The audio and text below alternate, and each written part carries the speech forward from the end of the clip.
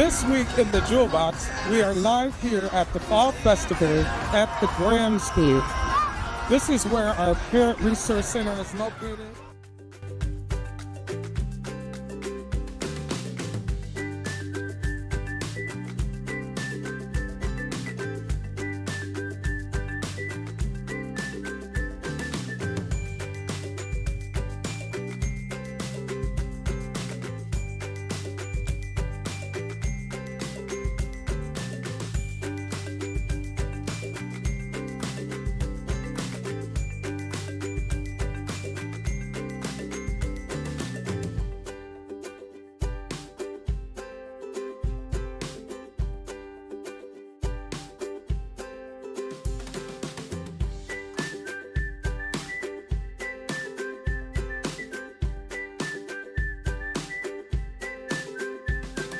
Happy Father's